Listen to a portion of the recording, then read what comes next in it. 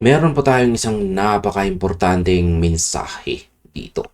Mensahe po mula sa isang kilalang crypto commentator na si Jenny para sa lahat ng mga holders. Kaya kasama po tayo dyan, lalo na sa mga taong hanggang ngayon ay nag-aalinlangan pa rin sa kakayahan ni XRP.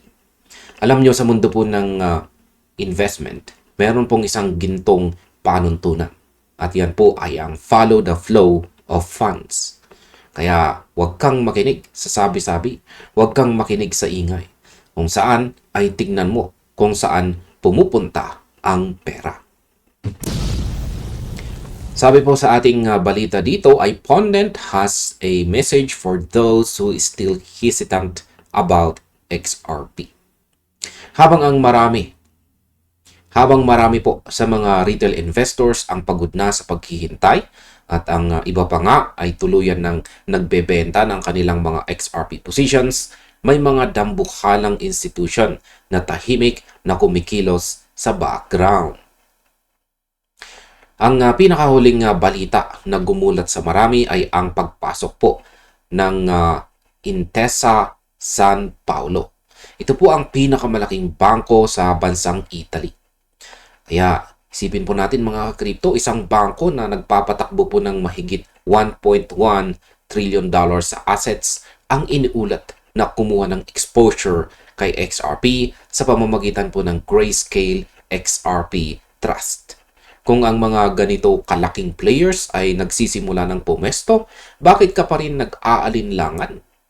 Kaya sa video na ito ay pag-uusapan po natin ang mensahe dito ni Jenny at ang detalye ng $18 million position na ito na dapat magmulat sa ating mga mata.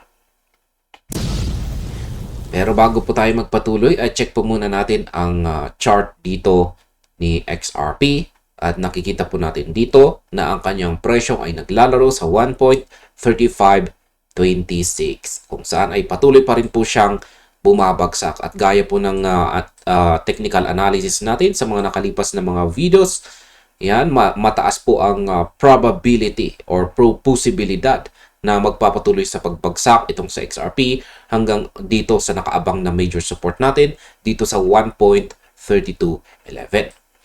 Kasi bearish po ang ating mga indicators dito. At ganun din po kasi itong si Bitcoin. Ayan. Nagpapakita na rin po ng malinis na pagbagsak. Pero nakikita po natin na lumiliit na yung mga candlestick na nabubuo. Kaya possible po na baka dito tayo sa aabot lamang tayo dito sa 74,937.44 or baka dito pa mismo. Yan, sa ibabaw nito. Kasi lumiliit na po ng husto yung mga candlestick natin dito kay Bitcoin. Pero kay XRP ay medyo malalaki pa rin yung kanyang pangangatawan. Pangangatawan ng mga nabubuong candlestick. Kaya malakas pa rin ang puwersa ng mga sellers.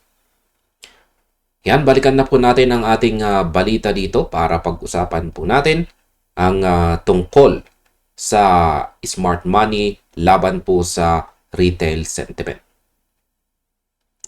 Ayan, ang mensahe po ni Jenny dito ay simple pero napakatapang. Ayan. Tinanong niya kung bakit ang dami pa ring mga retail participants ang uncertain o hindi po sigurado kay XRP. Gayong ang mga dambuhalang bangko ay gumagalaw na. Ipinunto po niya ang malaking contrast o pagkakaiba sa galaw ng market.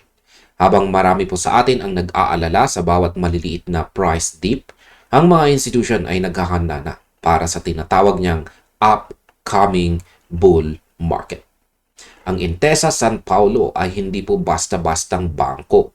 Ang kanilang desisyon na pumasok sa XRP market ay hindi isang emosyonal na desisyon. Ito po ay dumaan sa matinding pagsusuri, risk assessment at mahabang proseso ng Board of Directors.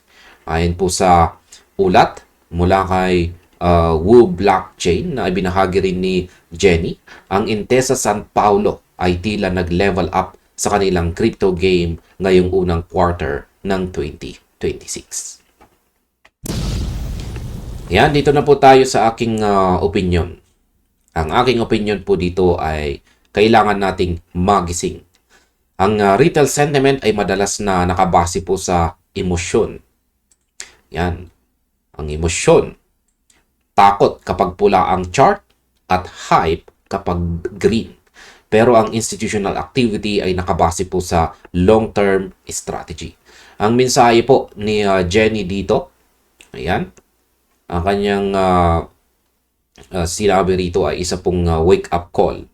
Bakit ka magpapa-influence sa isang taong may 100 XRP lang na nagre-reklamo sa Facebook kung ang isang bangko na may hawak na $1.1 trillion ay gumagalaw sa pabor ni XRP?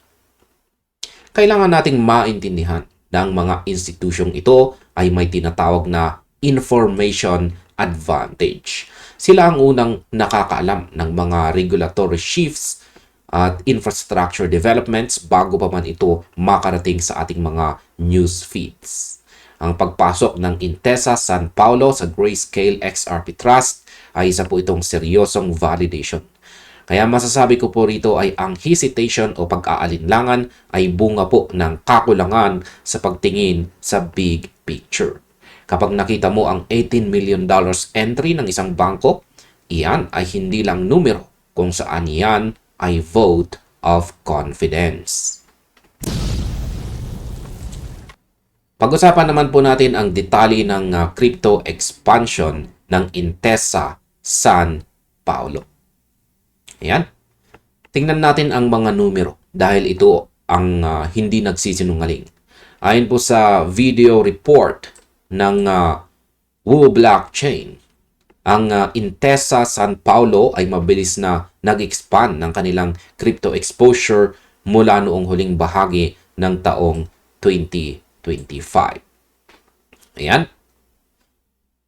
Mula po sa dating $100 million noong fourth quarter ng 2025, umakyat po ito sa $235 million bago matapos ang March 2026. Halos doble ang itinaas ng kanilang exposure sa loob lang ng isang quarter.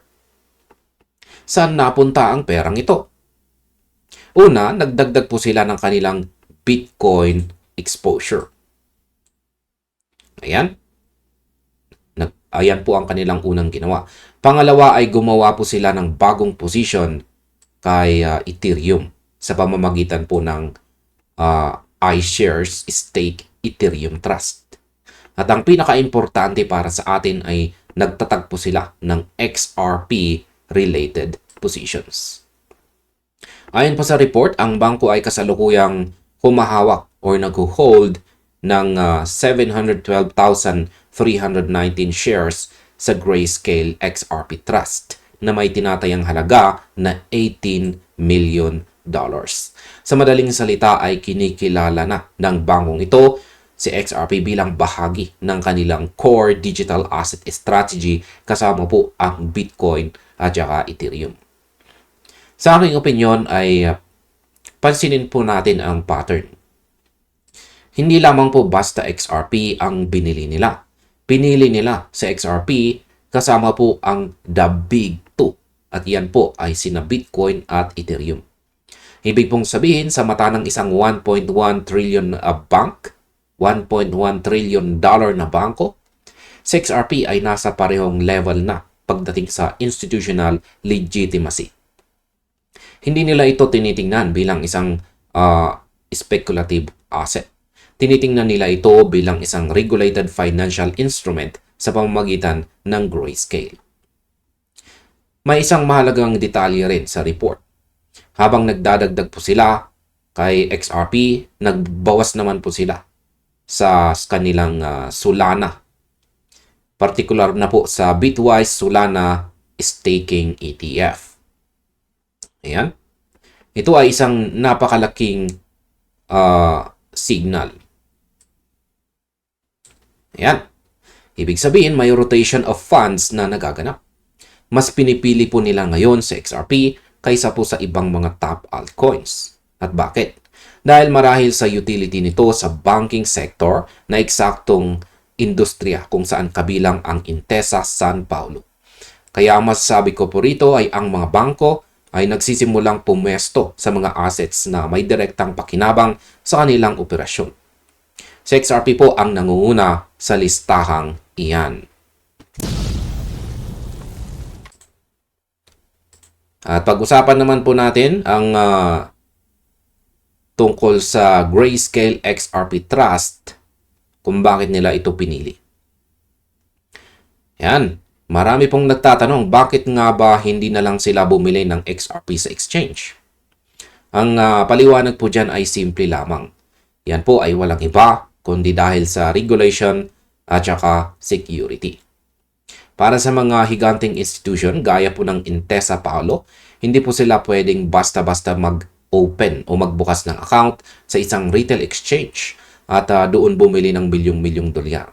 Kailangan nila ng isang regulated investment infrastructure.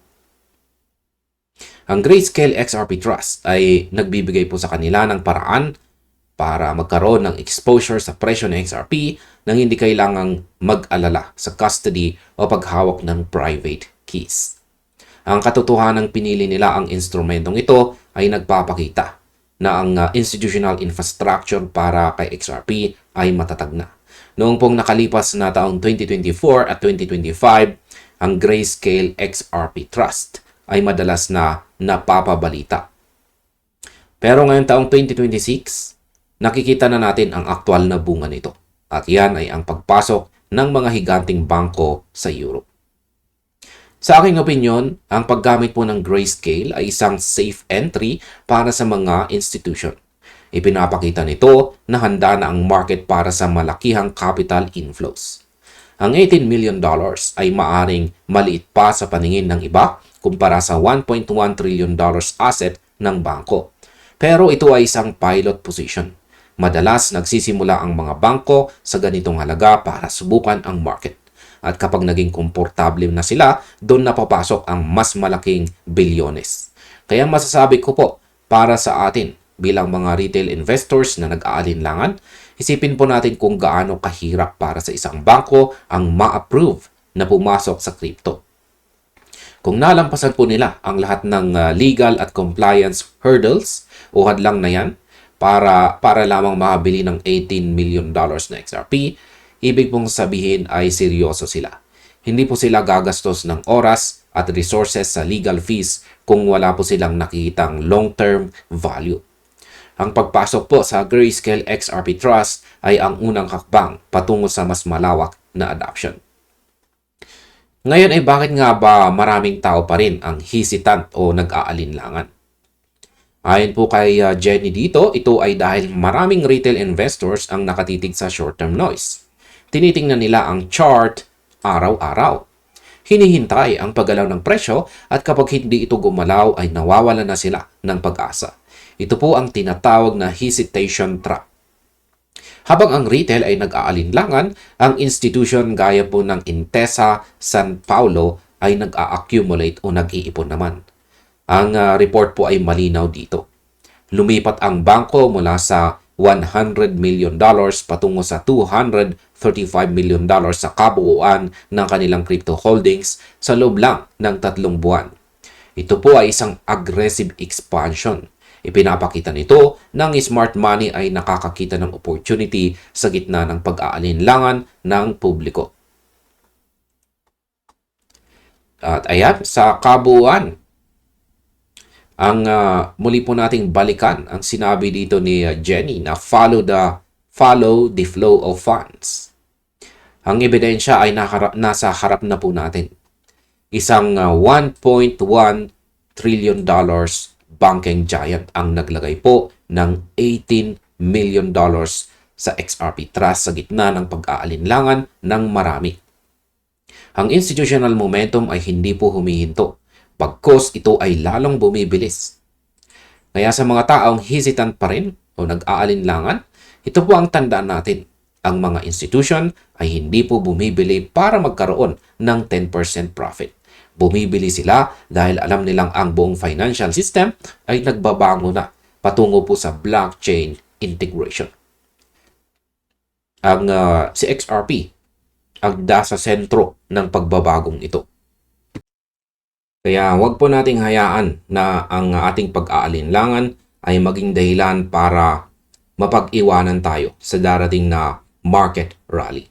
Ang smart money ay nakapwesto na. Ang mga bangko ay nakapwesto na.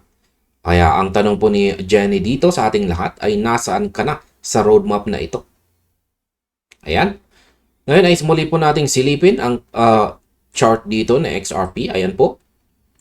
At wala pa rin pong pagbabago sa aking nakalipas na technical analysis dito sa daily chart time frame ni XRP, kung saan ay mataas pa rin po ang posibilidad na magpapatuloy ang kanyang pagbagsak at patatamaan niya sa mga paparating na araw ang major support natin dito na 1.3211. Kaya in short, sa tingin ko ay dito po siya makakaranas ng rebound.